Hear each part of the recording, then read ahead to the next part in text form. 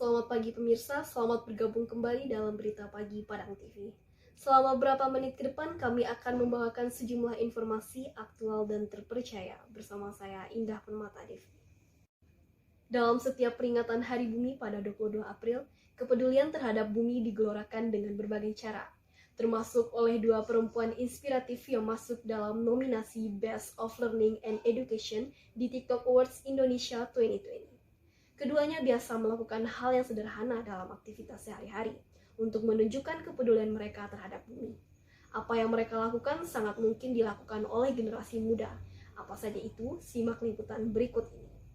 Dua perempuan masuk dalam nominasi Best of Learning and Education di TikTok Awards Indonesia 2020. Keduanya adalah seorang dosen bernama Dr. Ira Mirawati dan Christian Natali, manajer program Hutan Itu Indonesia. Apa sih yang membuat keduanya masuk dalam nominasi kompetisi platform media sosial itu? Ternyata dari hal-hal kecil yang biasa mereka lakukan untuk menunjukkan kepedulian mereka terhadap lingkungan. Aktivitas kecil berikut ini selayaknya juga dilakukan oleh para mahasiswa yang punya peran penting dalam mengkampanyekan kecintaan pada bumi. Pertama, kebiasaan untuk mengurangi penggunaan kertas atau yang disebut going paperless. Contohnya, tugas kuliah dan skripsi cukup diserahkan melalui soft copy. Kalau satu skripsi tebalnya 250 halaman dan harus diberikan kepada 5 dosen, maka seorang mahasiswa akan menghabiskan hampir 3 rim kertas. Belum lagi kalau ada revisi pada skripsinya.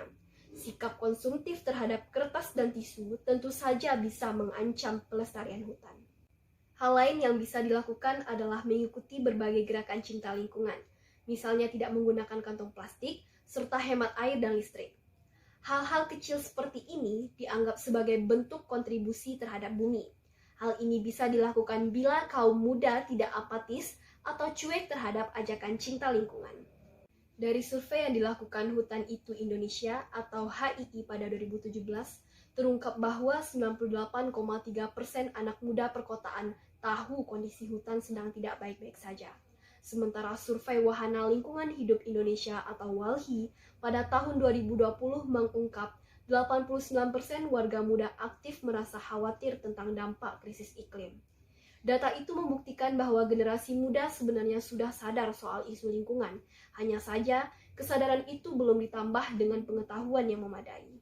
Kampanye yang dilakukan melalui media sosial TikTok oleh dua perempuan inspiratif ini diharapkan bisa meningkatkan pengetahuan remaja tentang perubahan iklim. Hal ketiga yang bisa dilakukan adalah mulai peduli dan bergerak dengan cara membuat konten yang seru. Para remaja saat ini sudah mengakses media sosial lebih dari 3 jam dalam sehari.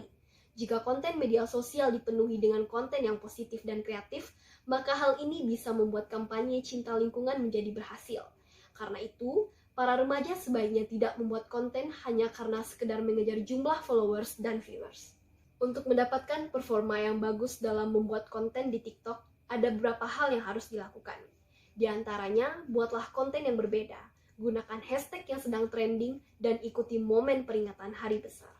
Hal kecil lainnya yang bisa dilakukan adalah memanfaatkan hasil bumi dengan cara ramah lingkungan.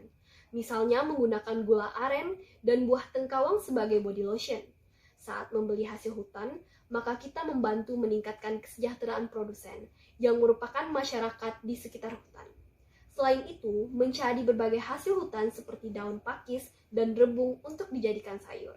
Terakhir, jalan kaki ketika menuju tempat yang terbilang dekat, misalnya ke minimarket atau warung. Mahasiswa yang rumahnya tidak terlalu jauh dari kampus juga disarankan berjalan kaki daripada harus menggunakan sepeda motor. Selain sehat dan hemat, juga mengurangi pencemaran udara.